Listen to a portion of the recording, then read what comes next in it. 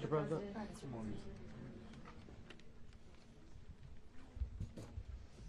Okay, thank you very much. This is big stuff. We appreciate you being here.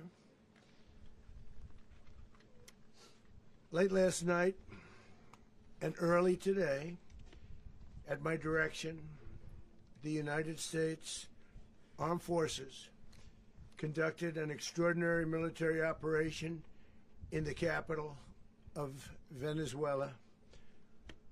Overwhelming American military power, air, land, and sea, was used to launch a spectacular assault. And it was an assault like people have not seen since World War II. It was a force against a heavily fortified military fortress in the heart of Caracas to bring outlaw dictator Nicolás Maduro to justice. This was one of the most stunning, effective, and powerful displays of American military might and competence in American history. And if you think about it, we've done some other good ones, like the attack on Soleimani, the attack on al-Baghdadi, and the obliteration and decimation of the Iran nuclear sites just recently in an operation known as Midnight Hammer, all perfectly executed and done. No nation in the world could achieve what America achieved yesterday, or frankly in just a short period of time. All Venezuelan military capacities were rendered powerless as the men and women of our military, working with U.S. law enforcement, successfully captured Maduro in the dead of night. It was dark. The lights of Caracas were largely turned off due to a certain expertise that we have. It was dark, and it was deadly. But captured along with his wife, Celia Flores, both of whom now face American justice. Maduro and Flores have been indicted in the Southern District of New York, it's Jay Clayton, for their campaign of deadly narco-terrorism against the United States and its citizens. I want to thank the men and women of our military who achieved such an extraordinary success overnight with breathtaking speed, power, precision, and competence. You rarely see anything like it. You've seen some raids in this country that didn't go so well. They were an embarrassment. If you look back to Afghanistan, or if you look back to the Jimmy Carter days, they were different days. We're a respected country again, maybe like never before. These highly trained warriors, operating in collaboration with U.S. law enforcement, caught them in a very ready position. They were waiting for us. They knew we had many ships out in the sea, just sort of waiting. They knew we were coming. So they were in a ready, what's called a ready position. But they were completely overwhelmed and very quickly incapacitated. If you would have seen what I saw last night, you would have been very impressed. I'm not sure that you'll ever get to see it, but it was an incredible thing to see. Not a single American service member was killed, and not a single piece of American equipment was lost. We had many helicopters, many planes, many people involved in that fight. But think of that, not one piece of military equipment was lost, not one service member was, more importantly, killed. The United States military is the strongest and most fearsome military on the planet by far, with capabilities and skills our enemies can scarcely begin to imagine. We have the best equipment anywhere in the world. There's no equipment like what we have, and you see that even if you just look at the boats. You know, we've knocked out 97% of the drugs coming in by sea. 90%. Each boat kills on average, 25,000 people. We knocked out 97%. and those drugs mostly come from a place called Venezuela. We're going to run the country until such time as we can do a safe, proper, and judicious transition. So we don't want to be involved with having somebody else get in, and we have the same situation that we had for the last long period of years. So we are going to run the country until such time as we can do a safe, proper, and judicious transition. And it has to be judicious because that's what we're all about. We want peace, liberty, and justice for the great people of Venezuela, and that includes many from Venezuela that are now living in the United States and want to go back to their country. It's their homeland. We can't take a chance that somebody else takes over Venezuela that doesn't have the good of the Venezuelan people in mind. We've had decades of that. We're not going to let that happen. We're there now, and what people don't understand, but they understand as I say this, we're there now, but we're going to stay until such time as the proper transition can take place. So we're going to stay until such time as we're going to run it, essentially, until such time as a proper transition can take place. As everyone knows, the oil business in Venezuela has been a bust, a total bust, for a long period of time. They were pumping almost nothing by comparison to what they could have been pumping and what could have taken place. We're going to have our very large United States oil companies, the biggest anywhere in the world, go in, spend billions of dollars, fix the badly broken infrastructure, the oil infrastructure, and start making money for the country. And we are ready to stage a second and much larger attack if we need to do so. So we were prepared to do a second wave if we needed to do so. We actually assumed that a second wave would be necessary, but now it's probably not. The first wave, if you'd like to call it that, the first attack was so successful, we probably don't have to do a second, but we're prepared to do a second wave, a much bigger wave, actually. This was pinpoint, but we have a much bigger wave that probably won't have to do. This partnership of Venezuela with the United States of America, a country that everybody wants to be involved with because of what we were able to do and accomplish, will make the people of Venezuela rich, independent, and safe. And it will also make the many, many people from Venezuela that are living in the United States extremely happy. They suffered. They suffered. So much was taken from them. They're not going to suffer anymore. The illegitimate dictator Maduro was the kingpin of a vast criminal network responsible for trafficking colossal amounts of deadly and illicit drugs into the United States.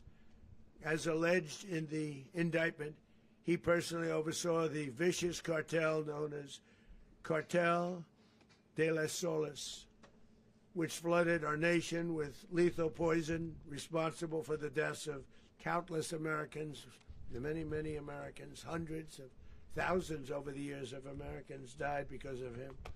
Maduro and his wife will soon face the full might of American justice and stand trial on American soil.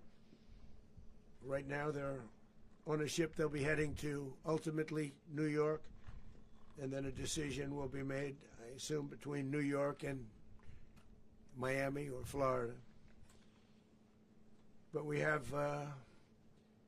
people where the overwhelming evidence of their crimes will be presented in a court of law.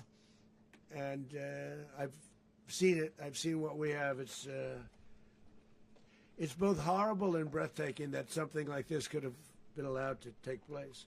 For many years after his term as president of Venezuela expired, Maduro remained in power and waged a ceaseless campaign of violence, terror, and subversion against the United States of America, threatening not only our people, but the stability of the entire region.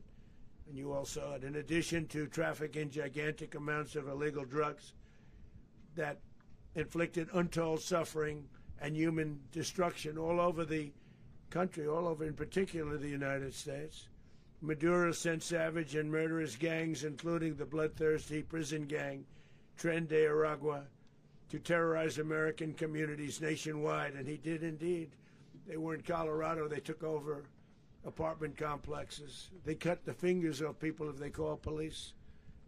They were brutal, but they're not so brutal now. And I just have to congratulate our military, Pete and everybody, and our National Guard, because the job that they've done, whether it's in Washington, D.C., where we have a totally safe city, where it was one of the most unsafe cities anywhere in the world, frankly, and now we have no crime in Washington, D.C. We haven't had a killing. We had the terrorist attack a few weeks ago.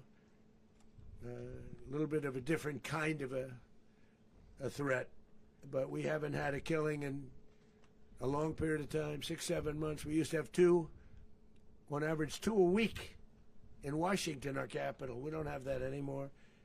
The restaurants are opening. Everyone's happy. They're going, they're walking their daughters, they're walking their children, their wives. They walk to restaurants. Restaurants are opening all over Washington, D.C. So I want to thank the National Guard. I want to thank our military. And I want to thank law enforcement. Been amazing. And they should do it with more cities. We're doing it, as you know, and we're doing it in Memphis, Tennessee right now, and crime is down. We've just sort of started a few weeks ago, but crime is down now 77%. And the governor of Louisiana called, great person, and he wanted us to help him, as you know, in a certain very nice part of Louisiana. And we have done that. It was a rough section, and we have crime down. I understand it's down to almost nothing already after 2.5 weeks. New Orleans, it's down to almost nothing, and we've only been there for 2.5 weeks. Can't imagine why governors wouldn't want us to help. We also helped, as you know, in Chicago, and crime went down a little bit there. We did a very small help because we had no working ability with the governor. The governor was a disaster, and the mayor was a disaster, but it knocked down crime. But we're pulling out of there. When they need us, we'll know. You'll know. You'll be writing about it. And likewise, Los Angeles, where we saved Los Angeles early on, where the head of the police department made a statement that if the federal government didn't come in, we would have lost Los Angeles. That's long after the fires. That's when they had the riots in Los Angeles. We did a great job. Got no credit for it whatsoever, but that's okay. It doesn't matter. We don't need the credit. But we'll be pulling out when they need us. They'll call, or we'll go back if we have to. We'll go back. But we did a great job in various cities. But the place that we're very proud of is Washington, D.C., because it's our nation's capital. We took it from being a crime-ridden mess to being one of the safest cities in the country. But the gangs that they sent raped, tortured, and murdered American women and children. They were in all of the cities I mentioned, Tren de Aragua. And they were sent by Maduro to terrorize our people, and now Maduro will never again be able to threaten an American citizen or anybody from Venezuela. There will no longer be threats. For years I've highlighted the stories of those innocent Americans whose lives were so heartlessly robbed by this Venezuelan terrorist organization. Really one of the worst. One of the worst, they say the worst.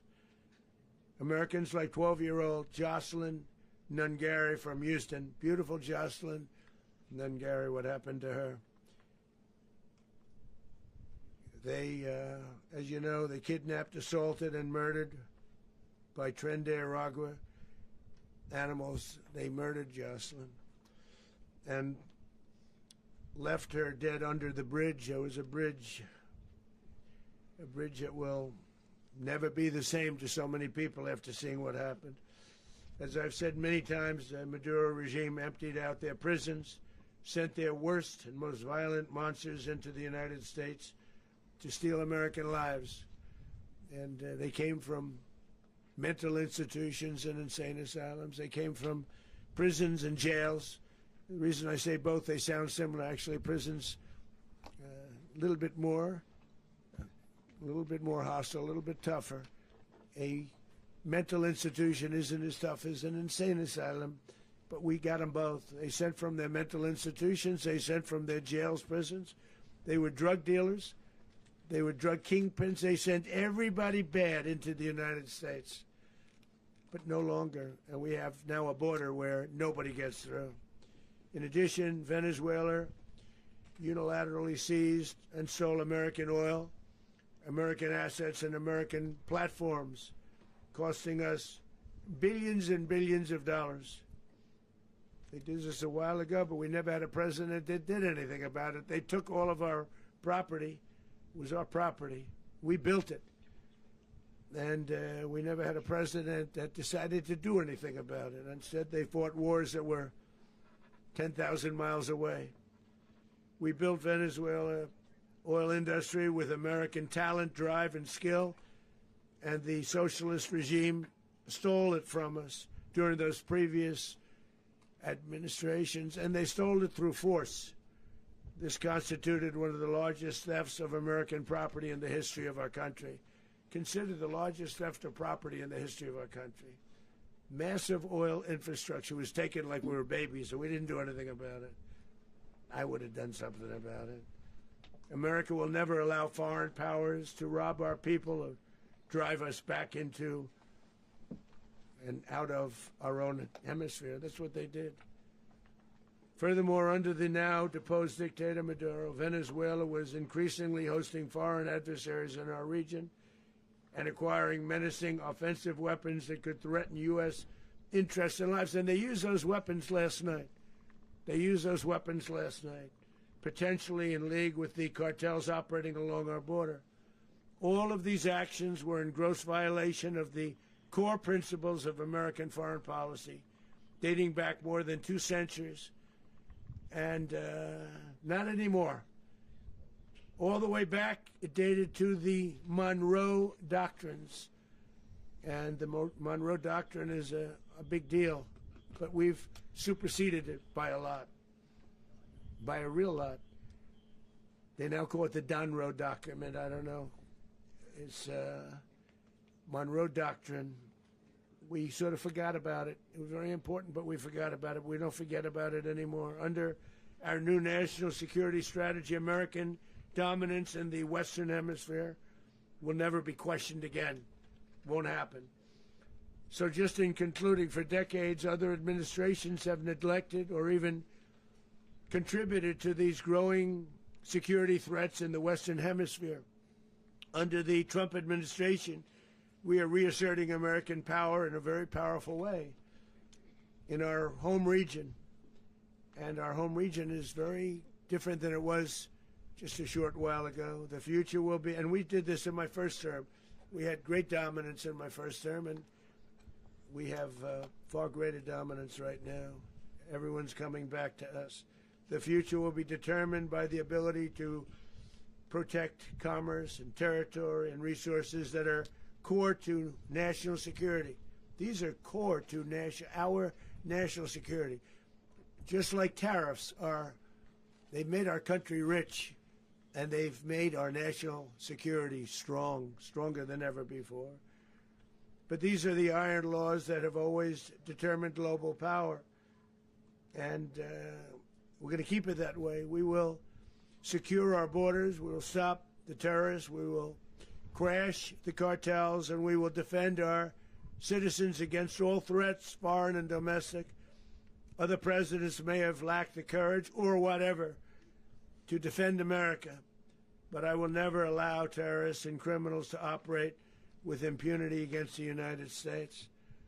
This extremely successful operation should serve as warning to anyone who would threaten American sovereignty or endanger American lives.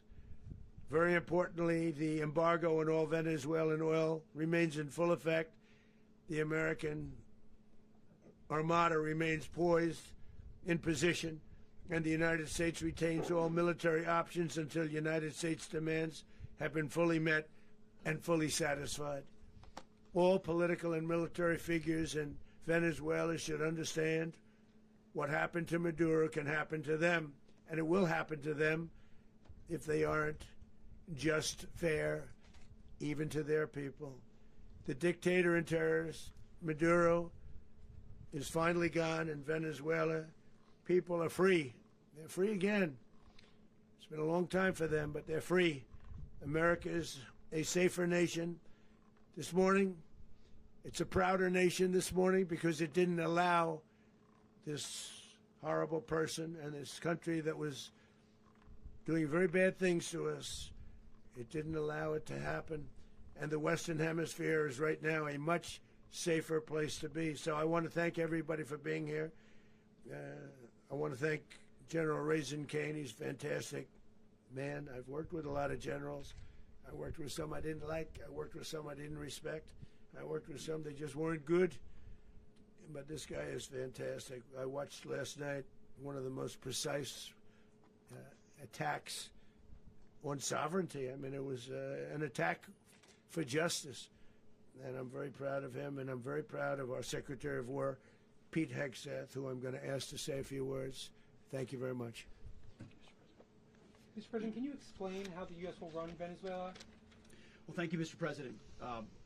Finally, a commander-in-chief the world respects and the American people deserve. And as the President said, words can barely capture the bravery and the power and the precision of this historic operation. A massive joint military and law enforcement raid flawlessly executed by the greatest Americans our country has to offer.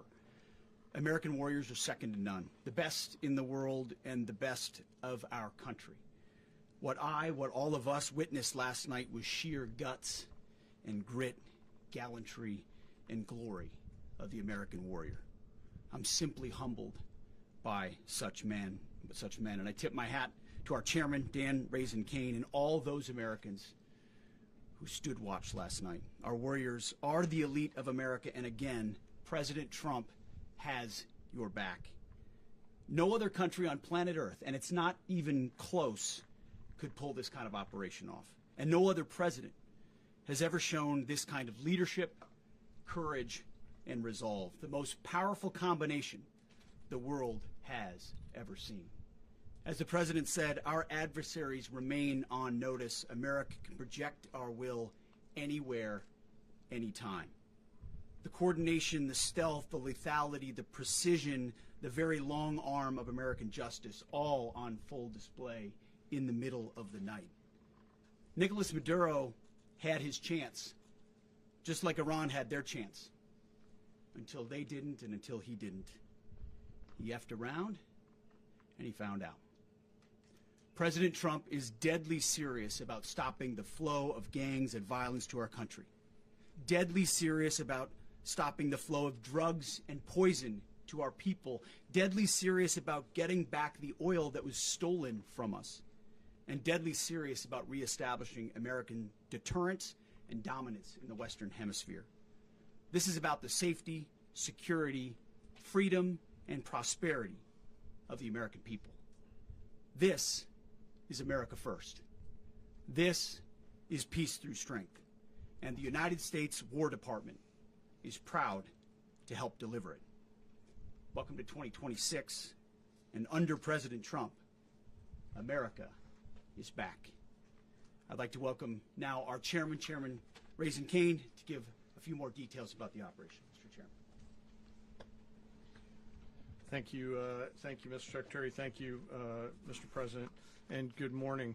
Last night, on the order of the President of the United States and in support of a request from the Department of Justice, as the President said, the United States military conducted an apprehension mission in Caracas, Venezuela, to bring to justice two indicted persons, Nicolás and Cecilia Maduro. This operation, known as Operation Absolute Resolve, was discreet, precise, and conducted during the darkest hours of January 2nd and was the culmination of months of planning and rehearsal, an operation that, frankly, only the United States military could undertake. What I'd like to do this morning is talk to you through some of the preparation and the details without compromising any of our tactics, techniques, and procedures. There is always a chance that will be tasked to do this type of mission again. Our interagency work began months ago and built on decades of experience of integrating complex air, ground, space, and maritime operations. While the past 2 decades have honed the skills of our special operations forces, this particular mission required every component of our joint force, with soldiers, sailors, airmen, Marines, and Guardians working in unison with our intelligence agency partners and law enforcement teammates in an unprecedented operation. We leveraged our unmatched intelligence capabilities and our years of experience in hunting terrorists, and we could not have done this mission without the incredible work by various intelligence agencies, including the CIA, NSA, and NGA.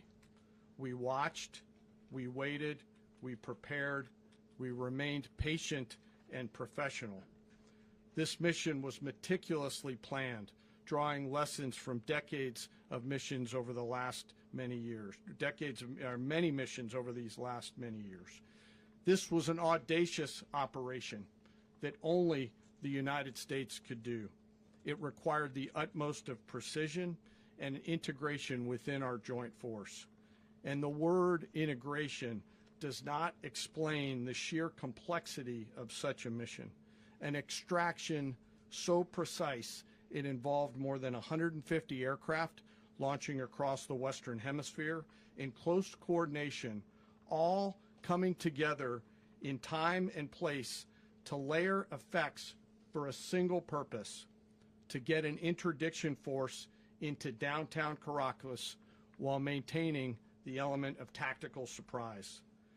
Failure of one component of this well-oiled machine would have endangered the entire mission, and failure is never an option for America's joint force. Those in the air over Caracas last night were willing to give their lives for those on the ground and in the helicopters. Let me talk a little bit about the preparation. After months of work by our intelligence teammates to find Maduro and understand how he moved, where he lived, where he traveled, what he ate, what he wore, what were his pets, in early December, our force was set pending a series of aligned events.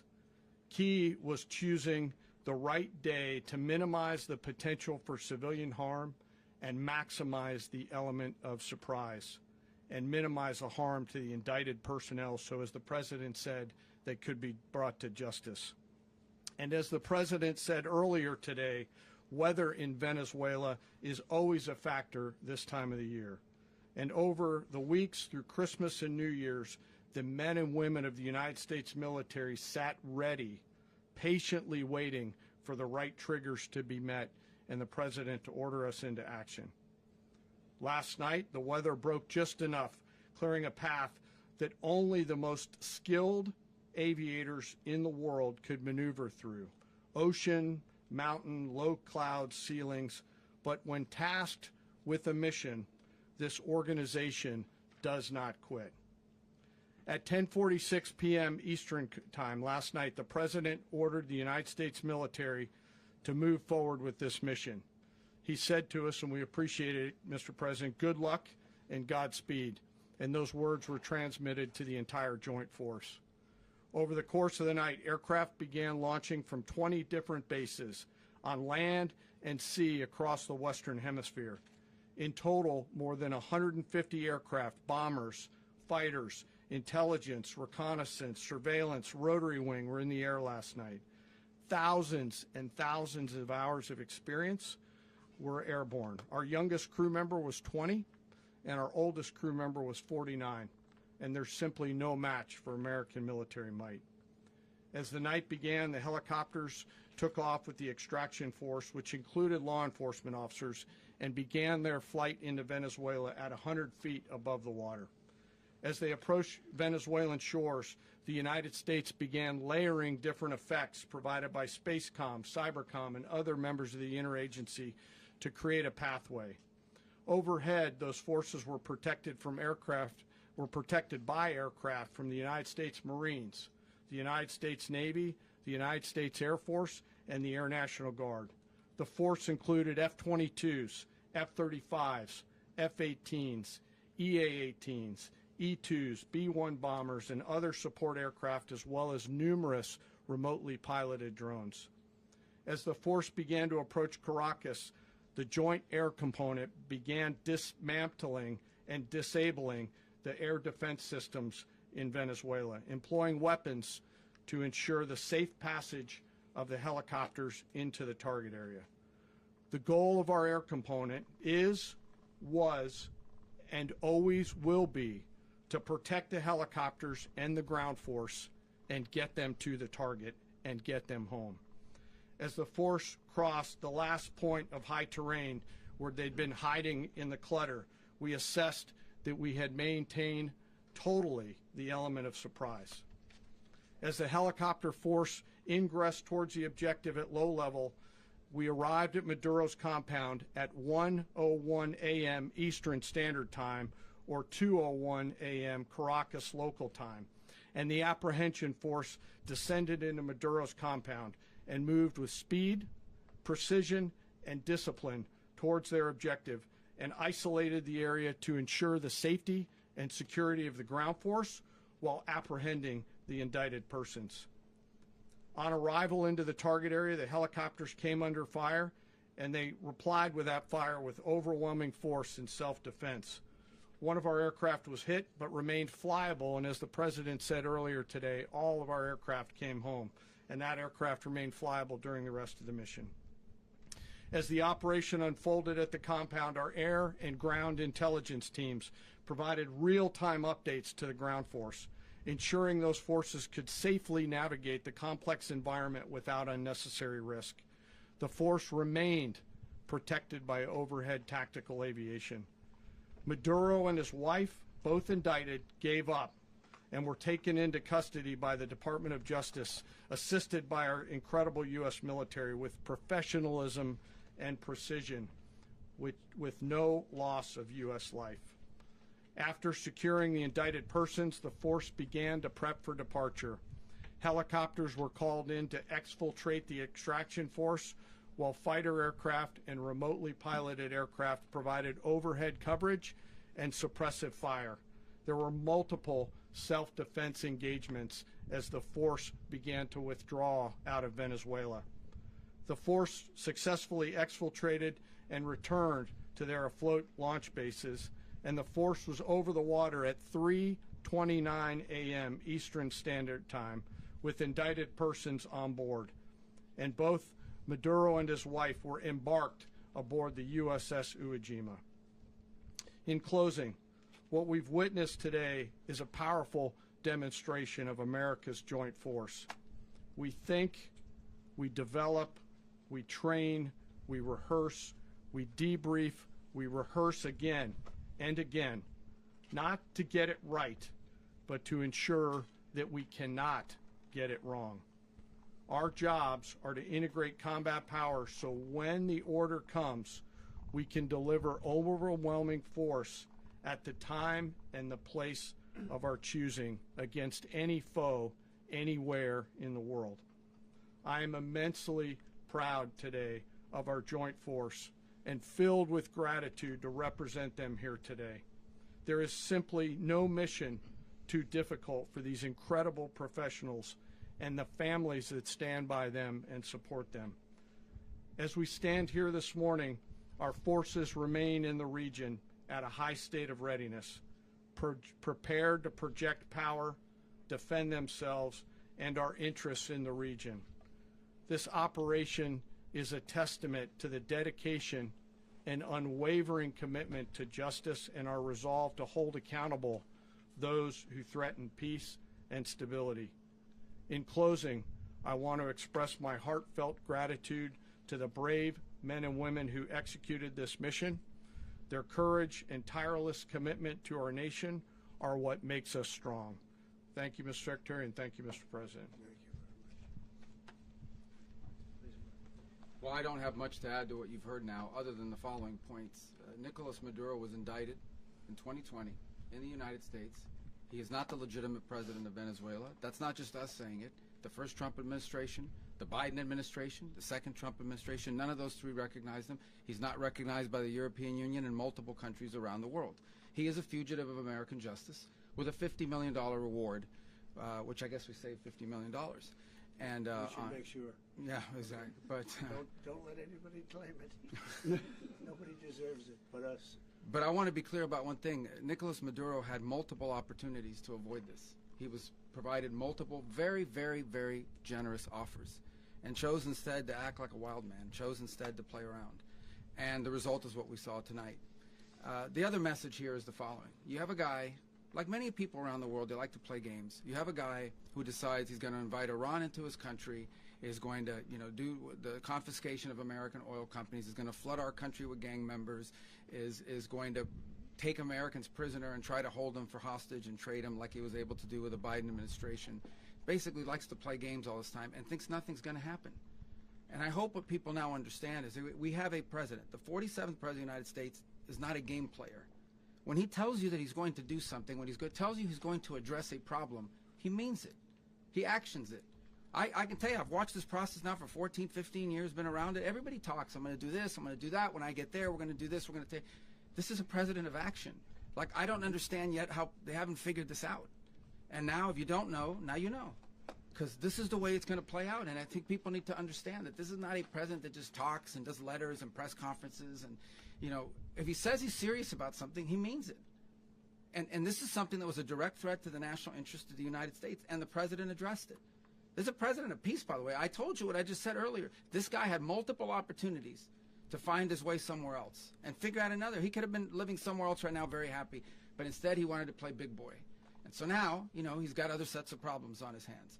And but I think the message here should be for the world. Look, the president doesn't go out looking for people to pick fights with. He's not generally wants to get along with everybody. We'll talk and meet with anybody. But don't play games. Don't play games with this president's in office because it's not going to turn out well. And so I hope that, I guess that lesson was learned last night, and we hope it'll be instructive moving forward. Is that a message for Cuba? Mr. President. Mr. President. Mr. President. Mr. President. You said that the U.S. is going to run Venezuela, so who's in power right now? Well, we're going to be running it with a group, and we're going to make sure it's run properly. We're going to rebuild the oil infrastructure, which will cost billions of dollars. It'll be paid for by the oil companies directly. They will be reimbursed for what they're doing, but it's going to be paid. And we're going to get the oil flowing the way it should be. As you know, it was just a minor flow. It was actually a minor flow for what they have. But we're going to run it properly, and we're going to make sure the people of Venezuela are taken care of. We're going to make sure the people that were forced out of Venezuela by this thug are also taken care of. Mr. President. Mr. President. Mr. President. President, does the U.S. running the country mean that U.S. troops will be on the ground? How will that work? Well, they always say boots on the ground. Oh, so we're not afraid of boots on the ground if we have to have. We had boots on the ground last night at a very high level, actually. We're not afraid of it. We don't mind saying it. But we're going to make sure that that country is run properly. We're not doing this in vain. This is a very dangerous attack. This is an attack that could have gone very, very badly. Could have gone very badly. We could have lost a lot of people last night. We could have lost a lot of dignity. We could have lost a lot of equipment. The equipment is less important, but we could have lost a lot. And we're going to make sure that this is proper. We're there now. We're ready to go again if we have to. We're going to run the country right. It's going to be run very judiciously, very fairly. It's going to make a lot of money. We're going to give money to the people. We're going to reimburse people that were taken advantage of. We're going to take care of everybody. It's very important. We couldn't let them get away with it. They stole our oil. We built that whole industry there, and they just took it over like we were nothing. And we had a president that decided not to do anything about it. So we did something about it. We're late, but we did something about it. Yeah, please. Mr. President, can you explain the exact mechanism by which you're going to run the country? Are you going to designate a U.S. official to coordinate? Yes. It's all being done right now. We're designating people. We're talking to people. We're designating various people, and we're going to let you know who those people are. Mr. President. What's the group you mentioned that would run Venezuela? Well, it's largely going to be, for a period of time, the people that are standing right behind me. We're going to be running it. We're going to be bringing it back. It's a dead, I talk about a dead country. A year and a half ago, we were a dead country. Now we're the hottest country anywhere in the world. We're a country doing better than any country anywhere in the world. And it required leadership. Venezuela has a lot of bad people in there, a lot of bad people that shouldn't be leading. We're not going to take a chance that one of those people take over for Maduro. So you can look at, and others, we have fantastic people, including people in the military. So we're going to have a group of people running it until such time as it can be put back on track, make a lot of money for the people, and give people a great way of life, and also reimbursement for people in our country that were forced out of Venezuela. Rubio would be. You said earlier today that you weren't going to back Machado to come back and be the opposition leader in your Fox and Friends interview. And then you also mentioned the vice president of Venezuela. Are you going to work with the vice president of Venezuela, or how do you foresee the relationship Well, going? I understand she was just sworn in, but she was, as you know, picked by Maduro. So Marco's working on that directly. He just had a conversation with her, and she's essentially willing to do what we think is necessary to make Venezuela great again. Very simple. Mr. President, Colombian President Gustavo Petro, a couple weeks ago, you said he's got to watch his ass. And today, he said he's not concerned about anything happening to him in the aftermath of this operation. So, just what your message is Well, about that? he has cocaine mills. He has factories where he makes cocaine. And, yeah, I think I stick by my first statement. He's making cocaine. They're sending it into the United States. So he does have to watch his ass. Mr. President, Mr. President, did you notify any members of Congress in advance? Marco, do you want to talk about that? Because you were involved in it. Sure. We call members of Congress immediately after. This was not the kind of mission that you can do congressional notification on. It was a trigger-based mission in which conditions had to be met night after night. We watched and monitored that for a number of days. So it's just simply not the kind of mission you can call people and say, hey, we may do this at some point in the next 15 days. But it's largely a law enforcement function. Remember, at the end of the day, at its core, this was an arrest of 2 indicted fugitives of American justice, and the Department of War supported the Department of Justice in that job. Now, there are broader policy implications here, but it's just not the kind of mission that you can pre-notify because it endangers the mission. Plus, if I could add one thing to that, Congress has a tendency to leak. This would not be good. If they leaked, General, I think it would have been maybe a very different result. But I have to say, they knew we were coming at some point, We had a lot of ships out there. They sort of knew we were coming. We weren't. But Congress will leak, and we don't want leakers. Mr. President, You were one of the only people to watch this all play out live. What was Maduro doing when the U.S. forces entered what I assume would be his home? And also, was there any point where the U.S. was considering if Maduro pushed back or resisted killing Maduro? It could have happened. It could have happened. He was trying to get into a safe place. You know what a safe place is, all steel. And he wasn't able to make it to the door because our guys were so fast. They went through the opposition so fast. And there was a lot of opposition. People were wondering, do we get them by surprise? Sort of surprised, but they were waiting for something. It was a lot of opposition. There was a lot of gunfire. You saw some of it today. But he was trying to get to a safe place, which wasn't safe because we would have had the door blown up in about 47 seconds, they say on average, regardless of how thick the steel was. It was a very thick door. It was a very heavy door, but he was unable to get to that door. He made it to the door. He was unable to close it. So where is Maduro going to be? Go ahead, finish. Where is Maduro going to be in the time being right now? Do you know his exact Well, whereabouts? eventually, ultimately, in the near future, he's going to be brought to New York. And where is he going to be held? Where is he going to be held in New York? Do you know? That's going to be up to the officials that do these things. Mr. President, the U.S. has something of a mixed track record of ousting dictators without necessarily a plan for what comes afterwards. Did that weigh on your decision Well, that's making? when we had different presidents, but with me, that's not true. With me, we've had a perfect track record of winning. We win a lot, and we win. If you look at Soleimani, you look at al-Baghdadi, you look at the Midnight Hammer. Midnight Hammer was incredible. Right now, you wouldn't have peace in the Middle East. We have essentially peace in the Middle East because of that. If we weren't successful with Midnight Hammer, you wouldn't have peace in the Middle East. So with me, you've had a lot of victory. You've had only victories. You've had no losses. Yeah. Mr. President, can you? How long do you expect the U.S. to run Venezuela, and how soon do you want the Venezuelan people to hold elections? So I'd like to do it quickly, but it takes a period of time. You know, we're rebuilding. We have to rebuild their whole infrastructure. The infrastructure is rotted. It's actually very dangerous. It's blow-up territory. Oil is very dangerous. It's a very dangerous thing to take out of the ground. It can kill a lot of people. It has killed a lot of people doing just that. The infrastructure is old. It's rotted.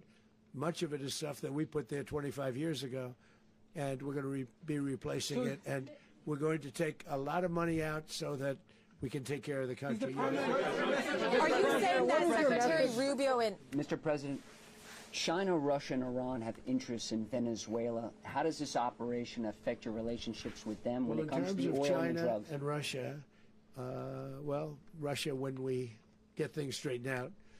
But in terms of other countries that want oil, we're in the oil business. We're going to sell it to them. We're not going to say we're not going to. In other words, we'll be selling oil, probably in much larger doses because they couldn't produce very much because their infrastructure was so bad. So we'll be selling large amounts of oil to other countries, many of whom are using it now, but I would say many more will come. Are you saying that, Mr. President, are you saying that?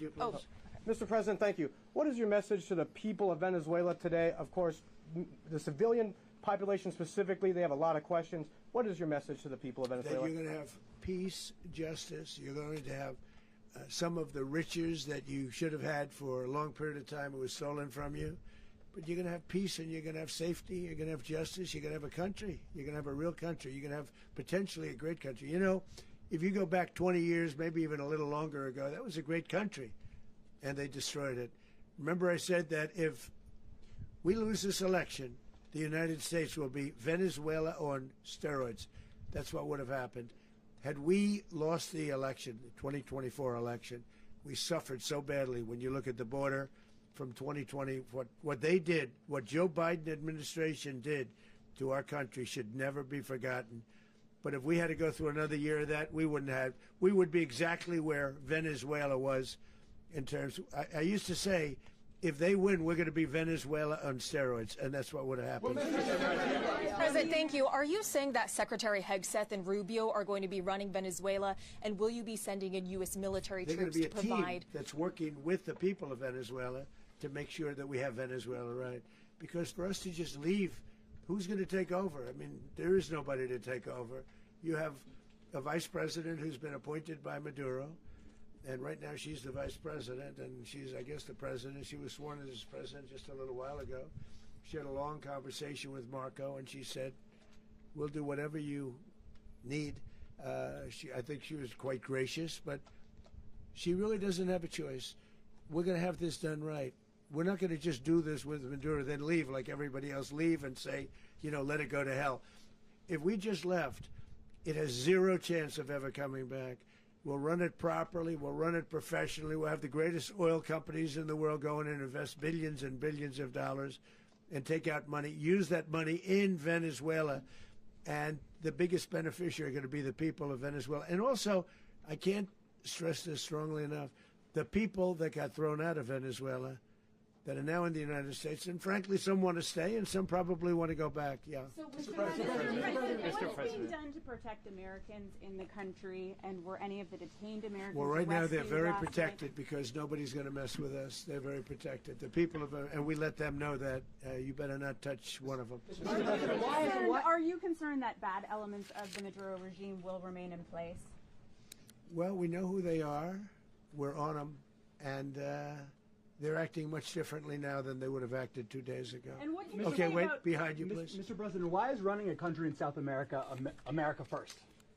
Well, I think it is because we want to surround ourselves with good neighbors. We want to surround ourselves with stability.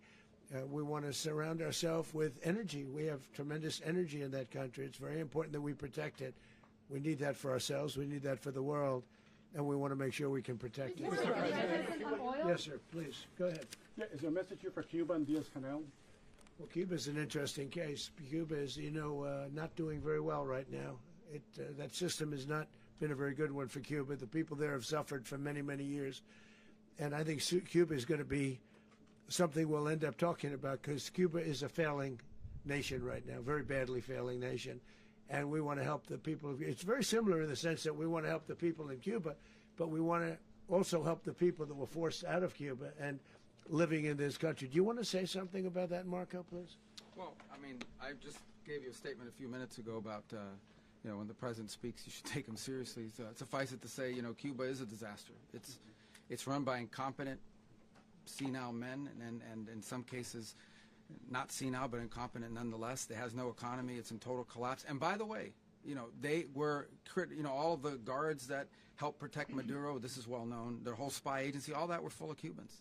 I mean, they basically, it's amazing. This poor island took over Venezuela in some cases. One of the biggest problems the Venezuelans have is they have to declare independence from Cuba. They tried to basically colonize it from a security standpoint. So, yeah, look, if I lived in Havana and I was in the government, I'd be concerned, at least a little bit. Are you cutting off the oil flow to Cuba from Venezuela?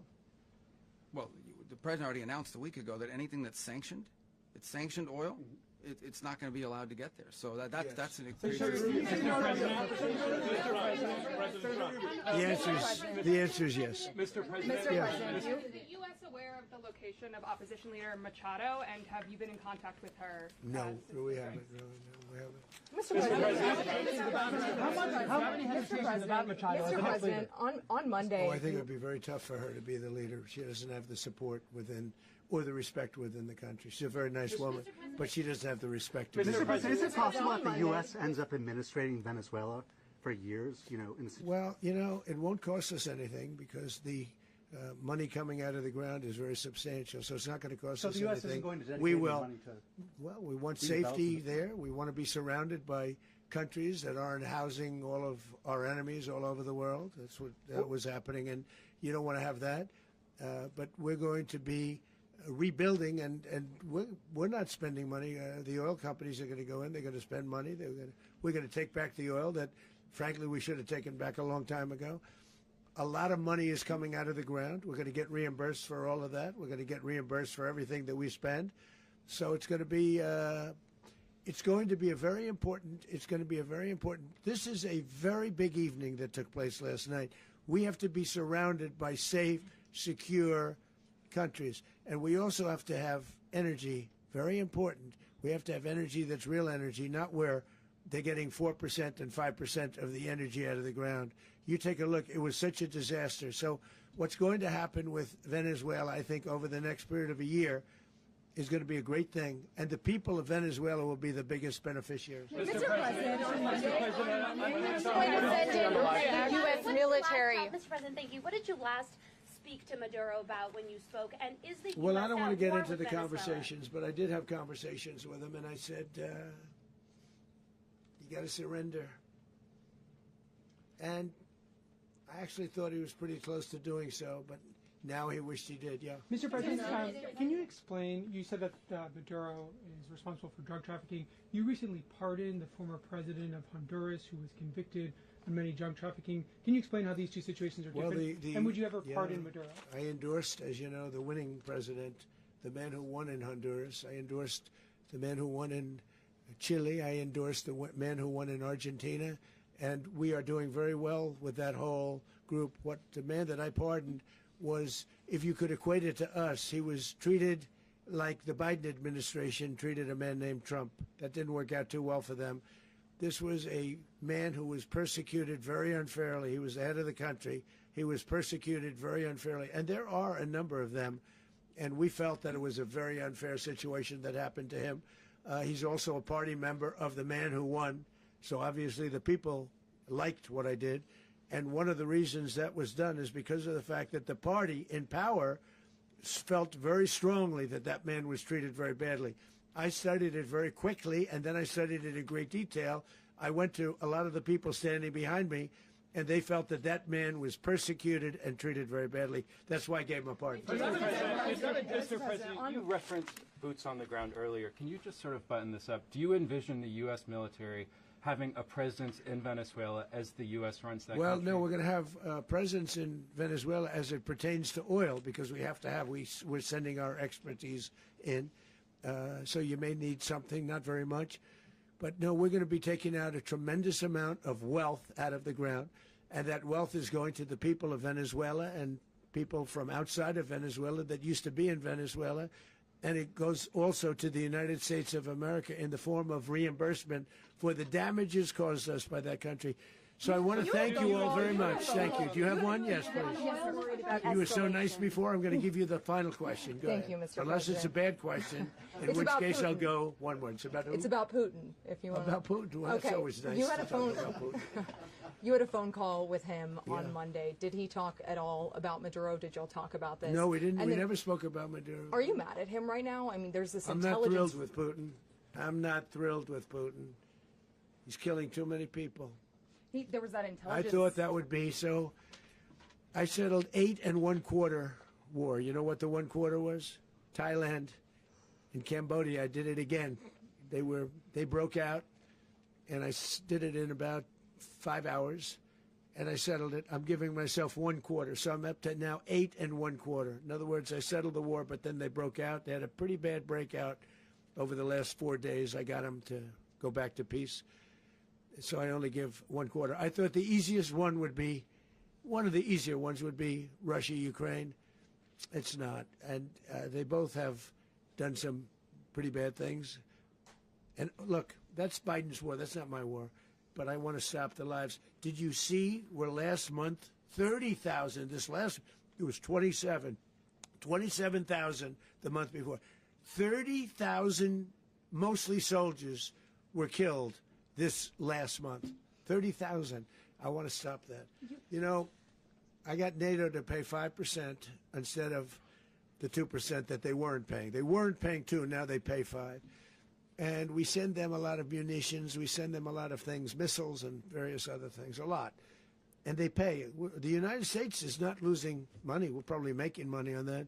It's the last thing I care about. I just want to stop all those people. We're losing 25, 30,000 human beings that come from 2 places that are very far away. But if I can stop, because it's something I've been pretty good at doing, deals, I guess. It's all a deal. Life is a big deal. But if I can stop that war and stop 30,000 young people, in addition to the fact that people are being killed in Kiev, people are being killed in other cities throughout, you know, a much smaller number, but they're being killed, viciously killed. So I'm not happy about it. I thought that would be something that would get solved. We have Mr. Witkoff here. I think that we're making progress, but that's a war that should have never happened. If I were president, it would have never happened. Putin says it. Everybody says it. If I were president, that would have never happened. But I inherited that war. That was Joe Biden, Zelensky, and Putin. I came into the situation, and it's a mess. And I will say this. I watched an operation last night that was so precise, that was so brilliant. I mean, it was incredible. If we had our people, like this general and our people involved, that war would not have gone on very long, that I can tell you.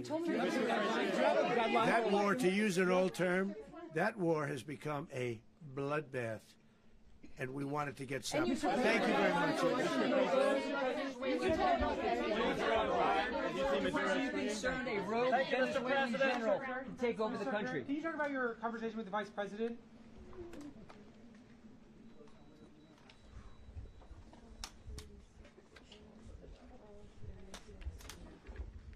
Look, watching this, one thing is crystal clear. When America shows strength, the world starts paying attention. President Trump didn't mince words about Maduro, and honestly, that's exactly what weak dictators deserve. For years, Venezuela has been destroyed by socialism. Families starving, freedoms crushed, corruption everywhere. And the left still tries to sell that system like it's some kind of miracle. Trump calling it out, backing freedom, and standing with the Venezuelan people, that's leadership. And let's be real, this never happens with weak foreign policy. Tyrants thrive when America apologizes. They back down when America stands firm. If this capture holds, it's a powerful reminder. Socialism fails, dictators fall, and strength in the United States actually matters. What do you think? Is this the beginning of real change in Venezuela? Let me know in the comments. Patriots.